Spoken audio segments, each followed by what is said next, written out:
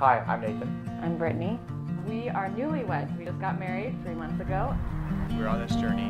I'm on this journey because I'm scared of screwing up. Because we're so early in our journey, you know, we obviously don't know what it is, but maybe we can get a little closer to it. Finally finding feeling.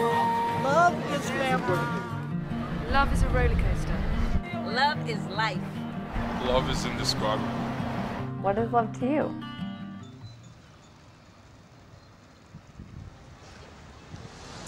So yeah, I'm scared of love. But I need love.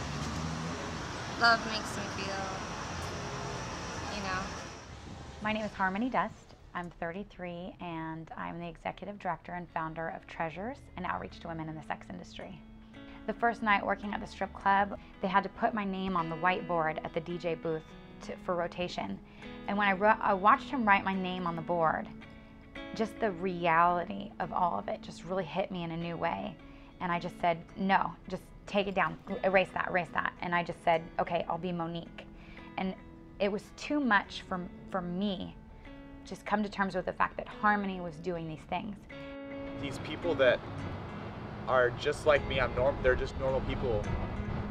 If they've struggled like this, what makes me think any different that I won't struggle? I still think of love as this classic love, romance, Romeo and Juliet type of thing, but you don't see that much anymore. At the age of 15, I became involved with a boy in the neighborhood, and I just became very attached to him. And even at that young age, found myself trying to find ways that I could keep him from leaving me. And so at the time I was 19 years old, he suggested that I become a stripper. And he essentially became my pimp. Gave him all my money every night and just found myself spiraling out of control. The root of so much of that was just this desire, this unfulfilled desire to be loved, and this constant feeling of unworthiness and this constant feeling of being alone. And it was horribly painful. What takes away from what people think of as love is when they're non-peaceful times, the angry times, get in the way of peace too frequently. I can't even comprehend the rejection and the hurt and the hopelessness. I gathered up the strength to walk away from the club. I remember being there one night and the whole way to work just really crying out and not wanting to be there anymore, but not seeing any other options, and wanting this new life that I could picture for myself, but not knowing exactly how to get there, but having hope that it was possible. And walking into the club that night, as I walked on stage, I looked around and saw everything, and I felt naked for the first time. So hard to imagine being a child and not having that sense of security and that sense of belonging, that sense of being accepted and loved that I know that I so desperately want. Now that I'm a mom, that breaks my heart because I think of my daughter. And I want her to know, and I would want me to know, that I'm worth loving.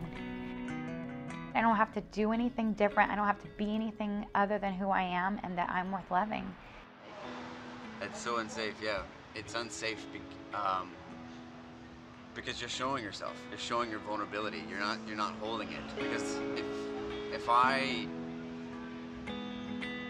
felt I'm in love, and if I don't open myself up to her, and I don't share with her everything about me, and she never gets to know who I am, then I'm never allowing her to love me. I still deal with that old voice in my head that tells me, maybe I really am not worth loving, and maybe, I still deal with that. I mean, I wish I could say that I've mastered it, but I feel like I'm still learning. After an interview with somebody who's so hurt by love, thinking, oh my gosh, I found it, and I want to hold on to it even tighter than I ever have, And I want to just protect that, and I want to make sure that I love you as deeply as I possibly can. And I don't know, I